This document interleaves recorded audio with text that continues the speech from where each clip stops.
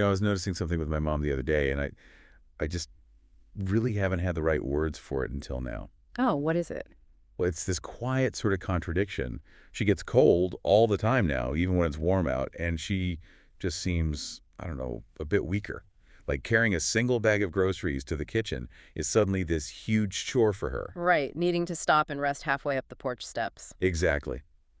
But here is the thing that confuses me.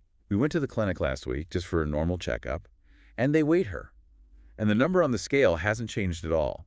Not even 1 pound. It's so common, isn't it? The scale stays the exact same. Yeah, and everyone just kind of brushes it off as, oh, she's just getting older.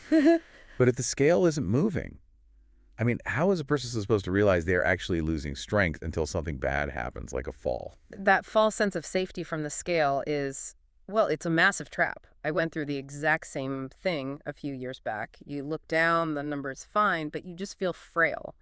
What is actually happening is this hidden, quiet muscle loss. Wait, so the muscle's just going away? It is. As we get past 60, the body starts to lose dense muscle tissue, and body fat quietly steps in and replaces it. But if you are losing muscle and gaining fat, shouldn't the scale show some kind of change? Not always, and that is the tricky part. It's like, think of a beautiful old house where the heavy steel beams inside the walls are quietly being swapped out for cheap, soft wood. Oh, wow. Right. From the street, the house looks exactly the same. It takes up the same space. But its real core strength is totally gone. Fat takes up a different kind of space, but it can weigh the same as the heavy muscle it replaces. So you won't see it on a normal scale? You really won't. And that is why looking at the numbers is the wrong way to go. It's so much better to look at ordinary body signs. Like what? What should we be looking for? Like how your clothes fit. You know when a sweater just hangs a little looser on the shoulders? Yes. Or my dad's watch. It keeps sliding down his wrist now. Exactly. Rings sliding off the fingers easily. Wow. Or cuts taking a week longer to heal than they used to. Those are the signs, not the scale. I mean, that makes total sense. But why does that happen? It's not like my parents just woke up one day and decided to stop eating good food. No, not at all. And it's so hard because adult children just don't understand the physical shifts going on. We tend to think, oh, they're just being stubborn. But there are very real body changes happening. The digestive tools, the enzymes that break down food, they actually decrease in number. Wait, so the physical things that break down the food are literally just going away? Yes. The body just doesn't make as many of them. So food sits heavier. The stomach lining gets much more sensitive. But the biggest shift, I think, is with the hunger alarm. The hunger alarm? Yeah, there is a natural signal your body sends to your brain that says, hey, we need fuel right now.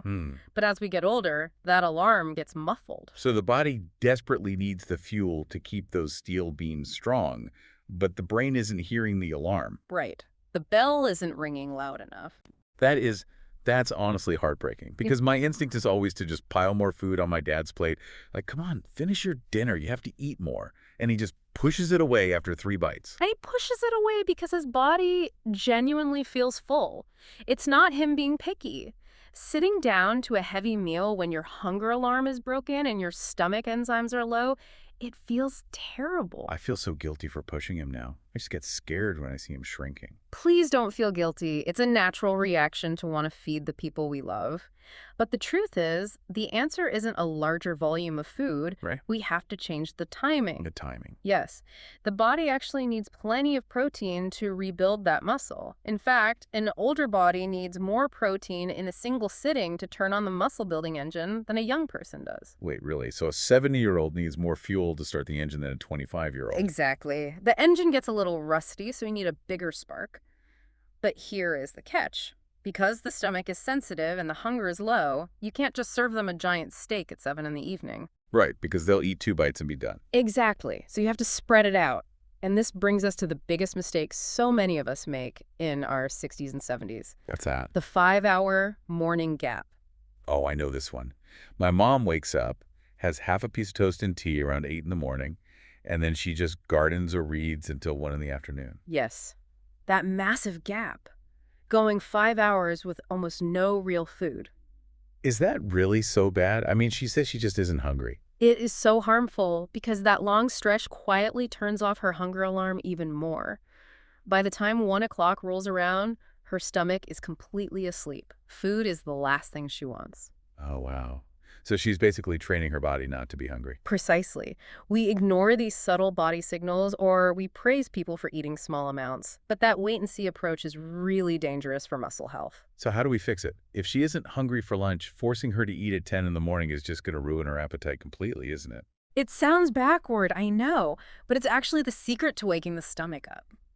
Think about watering a bone-dry houseplant. Okay. If you dump a massive bucket of water on dry soil all at once, what happens? It just runs off the sides and makes a huge mess. The dirt can't absorb it. Right. But if you pour just a tiny bit, let it soak in, and come back an hour later with a little more. It drinks up every single drop. Exactly. That is how an older digestive system works. You have to prime the soil. We call it a bridge meal. Just a tiny touch point around 10 in the morning. What kind of touch point? Like a whole sandwich? No. Something incredibly small, like a little cup of plain curd with a spoon of honey and maybe a soaked date. That's it. Just a few spoonfuls? How does that even make a dent in the muscle loss? It's not about giving the body all its daily protein in that moment. It's about lighting the fire. Digestion takes energy. When you eat a small, soft, warm food like that, it gently wakes up those enzymes. Oh, I see. It signals to the body that food is safe and available, and that actually triggers the brain to produce more hunger later on. So it's like throwing a tiny piece of kindling on a dying fire Exactly. just to get the flames going so that by lunchtime, the fire is roaring and ready for a real log. That is a perfect way to picture it. A good friend of mine, Robert, went through this exact shift. He is 67, and his clothes were just hanging off him. Because he was skipping lunch. Yes, he'd have coffee and a tiny biscuit and then nothing until mid-afternoon. His energy was just wiped out. He thought he was just getting old. Well, what did he do? His daughter just asked him to set an alarm for 10 in the morning, and he started having just that tiny bowl of curd and honey. That's all. And it worked. It was amazing. Just by stopping that 5-hour gap, his afternoon energy leveled out. And the best part, when dinner time came, he actually had a real appetite again. He told me that walking up the stairs to his bedroom didn't feel like climbing a mountain anymore. That is so simple but so powerful. Yeah. Just breaking the fast gently. Very gently. But, when you look at the TV or go to the pharmacy, it's just endless ads for those cold, heavy protein shakes. They tell you that you must drink these specialized shakes as you age. Oh, I know. It's a huge family pressure, too. Adult children buy cases of those processed shakes for their parents out of love. But honestly, they're often the worst thing for an older stomach. Really? Why? Think about it. We just said the stomach is sensitive and the enzymes are low, and then we throw a cold, heavy, highly processed liquid into it. Oh, right. It probably causes terrible bloating. Terrible gas and bloating. It just sits there. The body doesn't know what to do with isolated protein that has been stripped of all its natural form. So what is the better choice? The best choices are things that have worked for hundreds of years. Familiar, comforting foods from a traditional kitchen, things that are warm, gently spiced, and almost pre-digested before you even eat them. Like what? Give me some examples, because my mom is so tired of those vanilla shakes. We'll take moong dal, for instance. The yellow lentils. Yes. It is an amazing source of plant protein, but more importantly, it doesn't cause a huge blood sugar spike. Okay, wait. Explain the blood sugar part. Why does that matter so much for muscle? So think of carbs like fuel for that fire we talked about. High sugar foods like white bread or processed snacks are like throwing crumpled paper onto the fire. It flashes up bright and hot and then burns out in 2 seconds. Exactly. It causes a huge spike in blood sugar and then a massive, tiring crash. But moong dal is like a dense, heavy oak log. It burns slowly and steadily for hours. It gives the body constant energy to repair muscle without the dangerous crashes. That makes total sense. Uh-huh. And it's soft, so it doesn't take much chewing. Right. And then there's khichdi. Oh, khichdi. But, I always think of that as sick food, like what you eat when you have a stomach bug. A lot of people see it that way. But the reason we eat it when we are sick is exactly why it is so brilliant for older bodies. It's rice and lentils cooked down super soft. So the body doesn't have to work hard to get the goodness out of it. Zero hard work. The heat and the water have already done the mechanical breakdown that your stomach struggles to do. You absorb the good stuff right away. And it feels like a warm hug. It's comfort food. It really is. Food should feel like comfort, not a clinical prescription. Speaking of comfort, what about dairy? Because I know a lot of people in their 60s, my dad included, are terrified of fats. Like the whole low-fat diet craze from the 90s just got stuck in their heads. Oh, the low-fat era did so much damage. People are so scared of desi ghee and full-fat curd. Right. If I put ghee on my dad's roti, he looks at me like I'm trying to harm his heart. It's a very common fear, but we need to unlearn it. Moderate amounts of pure ghee and full-fat curd are vital for older adults. Remember, portion sizes are naturally getting smaller, right? Yeah, they get full faster. So every single bite needs to count. You need the rich calories. Plus, the good gut bugs in full-fat curd help the stomach digest everything else. But what does the ghee actually do, besides making it taste amazing? It acts like a taxi service. A tech? Yes. Many of the crucial vitamins in vegetables, like the vitamins in spinach or steamed carrots, they are fat-soluble.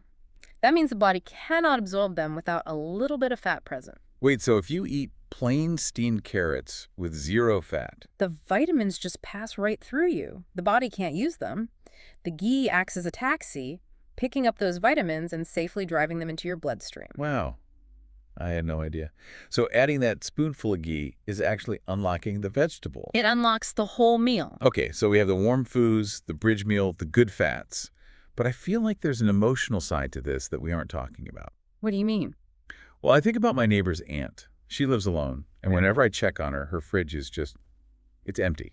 Just some milk, maybe half a loaf of bread, and a jar of jam. Oh, the empty fridge syndrome. It's so common. And it's not because she doesn't have money, and she's not totally without hunger, but cooking just seems to overwhelm her. Yes. Decision fatigue is a huge weight for older adults living alone. Deciding what to eat, chopping the veggies, cooking it, washing the pots, it is so much effort. So they just settle for tea and a piece of dry toast. Exactly. Because it's easy. But this is where building a gentle daily rhythm changes everything. A daily rhythm, like a schedule. Yes, but not a strict, stressful one. Yeah. Just a gentle flow that takes the decisions away. Let me tell you about a lady in my support group. Her name is Karen. Okay. She was in that exact spot.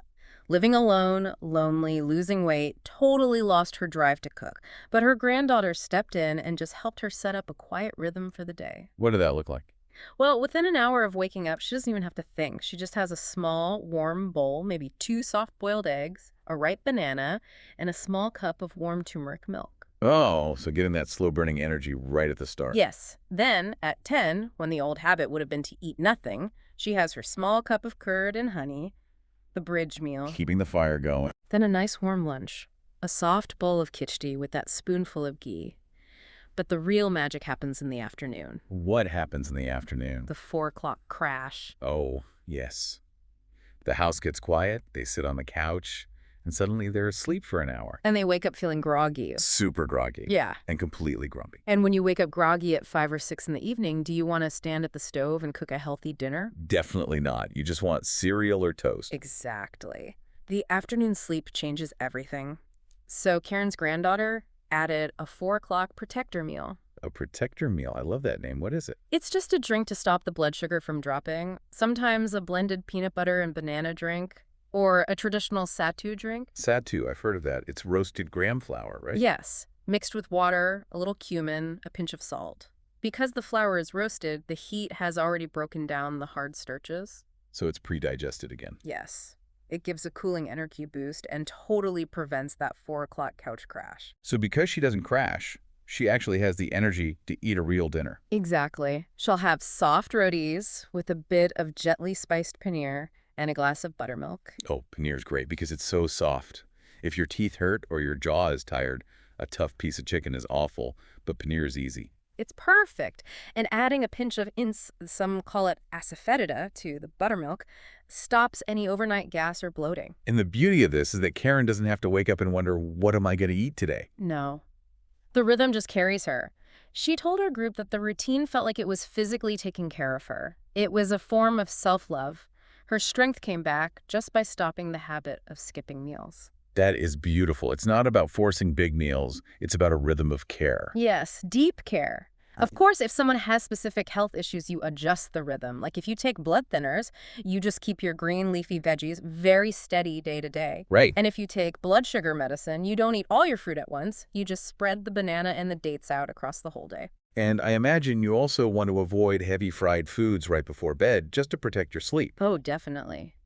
Deep sleep is when the body does all its muscle repair. You know, talking about this gentle rhythm, it brings up something else I've noticed.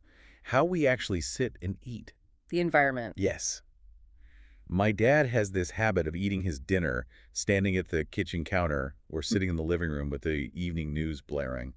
And the news is always so stressful. It is incredibly stressful, and that stress directly blocks the body from getting the goodness out of the food. Really? How? It comes down to our nervous system.